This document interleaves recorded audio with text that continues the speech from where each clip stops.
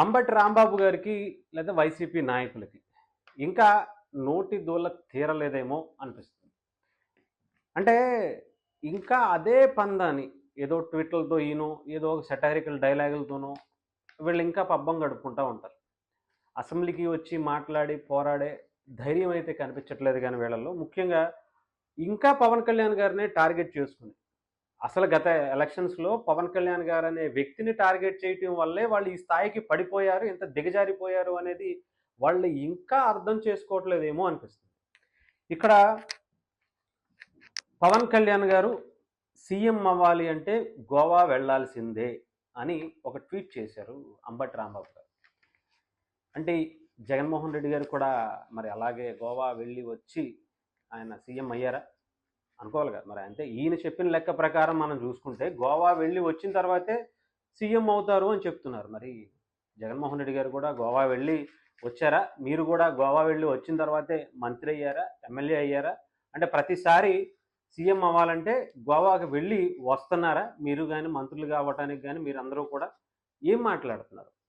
అంటే పాలసీస్ గురించి మాట్లాడడం మానేసి వ్యక్తిగత దూషణలు ఇవి ఆయన బాడీ గురించి ఆయన వేసుకున్నటువంటి డ్రెస్ గురించి ఇంకా ఎన్ని రోజులు ఇదే పందాన్ని మార్చుకోకపోతే ఇప్పటికే 11కు పడిపోయారు. ఇంకా దీన్నే దీన్నే దీన్నే ఇంకా ఇంకా ఇంకా దిగజారిపోయి అంటే కావాలనే వైఎస్ఆర్సీపీ పార్టీని జగన్మోహన్ రెడ్డి గారిని అధాపాతాళానికి తొక్కడం అంటే కాస్త బయటకు వదిలేశారు. ఇంకా పూర్తిగా తొక్కేయండి పవన్ కళ్యాణ్ గారు అని చెప్పి ఏమన్నా హింట్ ఇస్తున్నారా? లేదంటే ప్రజల్లో పూర్తిగా వైఎస్ఆర్సీపీ పార్టీని సర్వనాశనం చేసే వరకు మీరు మాట్లాడేటువంటి మాటలు కావాలనే మాట్లాడుతున్నారా? అంటే జగన్మోహన్ రెడ్డి గారికి మేలు కోసం అని చెప్పి మీరు చేస్తూ ఇంత కీడు చేస్తుంటే మరి ఎవరైనా అదే అనుకుంటారు.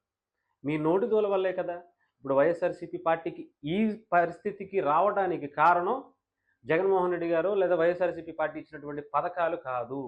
మీరు మీ చేష్టలు మీ మాటలే. ఇందులో ఎటువంటి సమస్య లేదు. ఆల్రెడీ మీరు కావాలంటే మీరు జనాల్లోకి వెళ్ళి లేదంటే మా పబ్లిక్ బైట్స్ కానీ ఇంకొకటి కానీ మీరు చూస్తే అర్థమైపోతుంది ఎందుకు ఈ స్థాయికి దిగజారిపోయారు, ఎందుకు ఈ స్థాయికి పడిపోయారు అనడానికి ఈ దువ్వాడ శ్రీనివాస్ గారు కూడా ఆయన కూడా మాట్లాడుతున్నారు.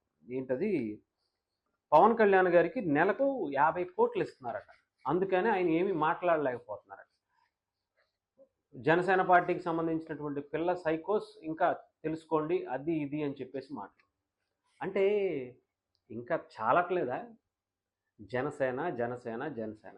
ఒక పక్క రోజా గారు వచ్చి ఆవిడేమంటది, ఆయన రష్యా అల్లుడు అందుకనే జర్మనీ గురించి మాట్లాడుతున్నారు అంట. మరి ఇండియా రాజ్యాంగం కాక జర్మనీ రాజ్యాంగం తీసుకురమ్మంటారా? ఆయన ఉద్దేశం అదే. మరి పవన్ కళ్యాణ్ గారు మాట్లాడినటువంటి మాటల ఉద్దేశం ఆంధ్రప్రదేశ్లో భారతదేశంలో ఉన్నాం, భారతదేశ రాజ్యాంగం ఇక్కడ నడుస్తుంది. సో ఇక్కడ జగన్మోహన్ రెడ్డి గారు గతంలో మాట్లాడినటువంటి మాటలు కూడా మనం గుర్తు చేసుకుంటే అటు చంద్రబాబు నాయుడు గారిని నేను తీసేయాలనుకుంటే చాలా పెద్ద విషయం కాదు, ఇంకొక 4 సీట్లు లాగేస్తే మొత్తం నువ్వు బయటకు పోతావు అని చెప్పి టచ్లో ఉన్నారు.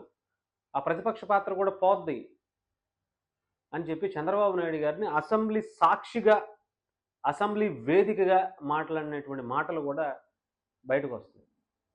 మరి అదే మరి మీ దగ్గరికి వచ్చేటప్పటికి మీకు ఆ అర్హత లేదు అనే కదా ఆంధ్రప్రదేశ్ ప్రజలు మీకు ఆ అర్హత లేదు అనే కదా 11 స్థానాలకు మిమ్మల్ని పరిమితం చేసి మీకు ప్రతిపక్ష పాత్ర కూడా అవసరం లేదు అనే చెప్పే ప్రయత్నం చేసేశారు, మిమ్మల్ని కూర్చోబెట్టారు. దానికి యాక్సెప్ట్ చేయాలి. అధికారాన్ని మీరు ఎలాగా విర్రవీగి ఇష్టం వచ్చినట్టు చేశారో అదే ఓటమిని కూడా అదే గర్వంతో మీరు తీసుకోవాల్సినటువంటి పరిస్థితి ఉంటుంది. కానీ ఎందుకని మీరు ఇంత ఇంకా ఇంకా ఇంకా దిగజారిపోతున్నారు అంటే అహంకారం అనేది ఇంకా ఎక్కువైపోతుంది. బాధ మేము ఇంకా దాచుకోవటానికి ఎవరు మాకు సహకరించట్లేదు, మళ్ళీ మేము మొత్తానికి పోతామేమో, మా పరిస్థితి కంప్లీట్గా జీరో అయిపోద్దేమో, పవన్ కళ్యాణ్ అనే వ్యక్తే దీనికి అంతటికీ కారణం, ఆయన ఏదో ఒక రకంగా డిగ్రేడ్ చేసేయాలి. చేసేస్తేనే మళ్ళీ మనం మెయిన్ ఫేజ్లోకి వస్తాం. ప్రజలు చాలా క్లియర్గా చాలా క్లారిటీతో ఉన్నారు. గత ఎన్నికల్లో అది అర్థమైపోయింది. అందుకనే జగన్మోహన్ రెడ్డి గారు ఎన్ని పథకాలు ఇచ్చినా నవరత్నాలు పేరుతో ఏం చేసినా సరే ఆంధ్రప్రదేశ్కి కావాల్సింది అభివృద్ధి, పిల్లల భవిష్యత్తుకి ఉద్యోగాలు, ఇవి దృష్టిలో పెట్టుకుని కూటమికి వేశారు. ఇంకా దాన్ని పక్కన వాళ్ళు చేస్తారా లేదా అనేది మీరు వెళ్ళి అసెంబ్లీలో కూర్చుని పోరాడాలి. ఏంటి మీరు సూపర్ సిక్స్ అన్నారు కదా, అవేమి ఇస్తారు? పోలవరం ఎప్పుడవుతుంది?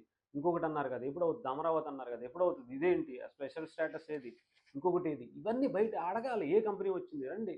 ఏ కంపెనీ తీసుకొచ్చారు? పెట్టండి. మాట్లాడదాం. ఎంతమందికి ఉద్యోగాలు ఇచ్చారు చెప్పండి. గ్రూప్ 2 ఉద్యోగాల గురించి, గ్రూప్ 2 ఎగ్జామ్స్ గురించి పోరాడండి. ఎందుకని ఆ ధైర్యం చేయలేకపోతున్నారు?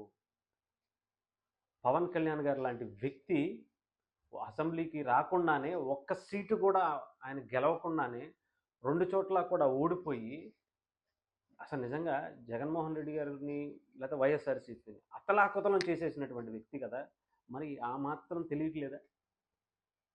కొంచెం ఆలోచించండి. అంటే ఒక్క సీటు కూడా లేనటువంటి పవన్ కళ్యాణ్ గారు కోడిత దెబ్బకి మామూలుగా అలాంటి దాని నుంచి మీరు నేర్చుకోండి కొంచెం.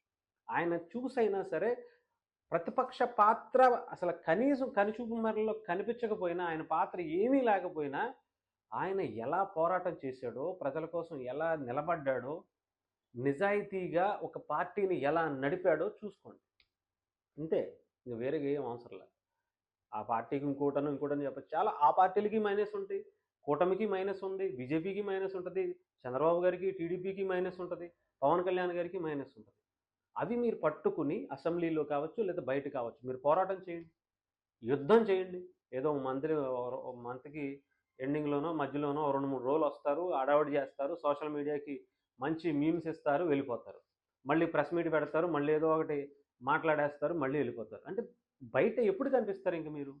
వస్తేనేమో షోయింగ్‌లు, జనాలు కనిపించకపోయినా, ఇదిగో మా దగ్గర జగన్మోహన్ రెడ్డి గారు వచ్చేస్తే ఇన్ని కోట్ల మంది వచ్చేసారు, అందుకనే మేము బయటకు రావట్లేదు అని చెప్పుకునే ప్రయత్నం.